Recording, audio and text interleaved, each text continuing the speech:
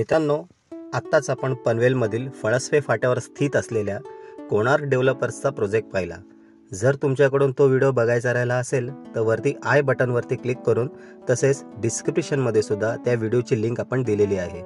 आता ह्या प्रोजेक्टबद्दल आणखी माहिती घेण्यासाठी आपण तिथल्या सेल्स मॅनेजरला भेटणार आहोत. चला एकदा त्यांच्याशी बोलूया. नमस्कार सर्वांना, स्वागत आहे माझ्या यूट्यूब चॅनलमध्ये, ज्याचं नाव आहे ड्रीम अचीव रियालिटी. ठरवल्याप्रमाणे आम्ही आज पनवेल लोकेशनला आलेलो आहे, पनवेलमध्ये फळसवे या लोकेशनला. तर मित्रांनो, आज आम्ही आलेलो आहे फळसवे फाट्याला कोणार्क डेव्हलपर्सकडे. तर आपल्या या प्रोजेक्टवरचे मॅनेजर आहेत सचिन सर, ते तुम्हाला या प्रोजेक्ट बद्दल थोडंफार सांगतील.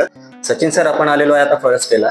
तर फळसवेला मला एक सांगा की लोक असे प्रश्न करतील की अरे फळसवे खूप लांब आहे, तर आपण ह्या फळसवे बद्दल काय सांगाल, कनेक्टिव्हिटी किंवा प्रोजेक्टच्या डिटेल्स वगैरे? सो बेसिकली हा जो फळसवे फाटा आहे भरपूर एक जुना लोकेशन आहे. सो पहिलं काय व्हायचं, कळंबोली सर्कल खूप फेमस होतं, कारण का लोणावळा, सातारा, कोल्हापूर किंवा अलिबाग, गोवा इकडे जायला फक्त एक कळंबोली एक ऑप्शन होता. बरोबर. आता झालं कसं आहे की आपण south Mumbai directly Atal Setu through किंवा Ulwe through, Uran through, JNPT through directly आपण एक पळसवे जंक्शनलाच पोहोचून जातो. ठीक आहे.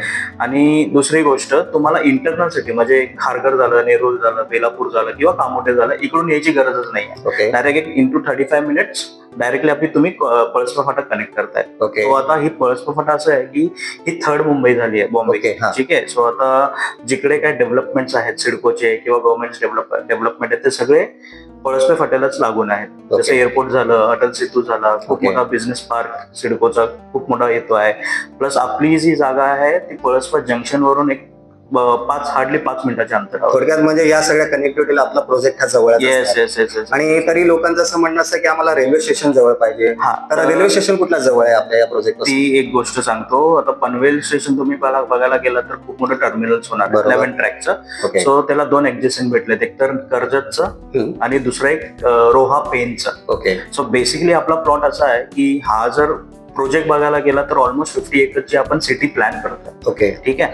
तो ती सिटी अशी प्लॅन आहे की आपला जो प्रोजेक्ट आहे मुंबई गोवा हायवेवर आहे आणि तो स्टार्टिंग पॉइंट आहे आणि जो एंडिंग पॉइंट आहे इकडे एक सोमाटणे स्टेशन करून आहे. अच्छा. सो बेसिकली आपला जो एंड होतोय जो प्लॉट, तो Somatane station road.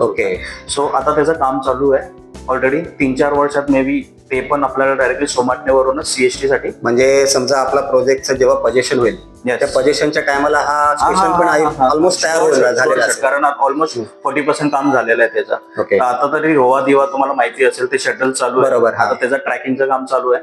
So may be 2-3 वर्षात आपला ही प्रोजेक्ट कम्प्लीट होतोय. फर्स्ट फेज आपण फेज वाईज कन्स्ट्रक्ट करतोय. सो मे बी तोपर्यंत आपला सोमाटणे स्टेशन ही ऍक्टिव्ह होऊन जाईल. So you will get also the highway side आणि तुम्हाला एक स्टेशनही भेटतं. तुम्हाला ओव्हरऑल पनवेलला जायची गरज नाही.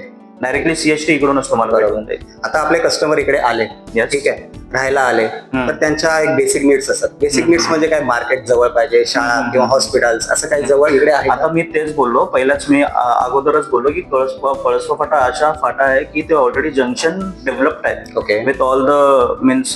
समजा आता आजूबाजूला पण खूप शॉप्स वगैरे सगळं काय, फक्त इकडे डेव्हलपमेंट बाकी होती, ती चालू झाली आहे. आता 2 वर्ष झाली ती डेव्हलपमेंट आता चालू झाली आहे. आता आपण ही गोष्ट लक्षात घ्या की आपण सिटी प्लॅन करतोय, आपल्याला बाहेर जायची गरजच नाही. मग तुम्हाला स्कूल्स असो, कॉलेज असो किंवा हॉस्पिटल्स असो किंवा मार्केट प्लेस असो, हे तुम्हाला इन हाऊस भेटणार आहे. ठीक आहे. सो आता समजा तुम्हाला या लोकेशनसाठी माझंही कन्स्ट्रक्शन आता 2 वर्षावर आहे, 1-2 वर्षात मी पोझिशन देणार आहे. ठीक आहे. सो तोपर्यंत कसं आहे की तोपर्यंत अजून डेव्हलपमेंट होऊन जाईल. आणि इन हाऊस भेटल्याच्या नंतर तुम्हाला असं नाही की मी एक टावर बांधतोय किंवा एक कन्स्ट्रक्ट करतोय. आपल्याकडे भरपूर असे फेजेस येणार आहेत 50 एकरमध्ये. आपल्याकडे आता 1 BHK, 2 BHK किंवा 3 BHK याचे काही व्हेरियंट्स? आपल्याकडे व्हेरियंट्स आहेत, 2 व्हेरियंट्स आहेत. 1 BHK आणि 2 BHK. मोस्ट ऑफ कसं आहे की आता आपला हा फर्स्ट फेज आहे. सो जसं आपण सेकंड फेज, थर्ड फेज असं ग्रो करू, त्या हिशोबाने जसे कस्टमर्सचे, क्लायंटचे नीड्स येतील त्या हिशोबाने आपण व्हेरियंट चेंज करतो. आपला टोटल लँड पार्सल किती आहे? ऑलमोस्ट 78 एकर्स आहे. 78 एकर्स. येस. आणि ही आपली पूर्ण जी लँड आहे ती फ्री होल्ड लँड आहे. म्हणजे ओनर स्वतः आपण परचेस केलं आणि स्वतः आपली लँड आहे. आपण याचं पोझिशन कधी देतोय? 26 मध्ये, डिसेंबर ऑफ 26. आणि समजा आमच्या थ्रू, या चॅनलच्या थ्रू काही कस्टमर्स वगैरे आले, तर आपण त्यांना बेनिफिट्स काय? शुअर. तुमच्या चॅनल थ्रू जर बेनिफिट्स असं आपण जे कॉमन क्लायंट्सला या कस्टमर्सला आपण जे रेट्स देतो, हा शुअर शॉट आपण त्याच्यामध्ये कमी डिस्काउंट देणारच ओके तुमच्या चॅनलच्या थ्रू आले तर. ओके ठीक आहे. Thank you. Thank you so much sir.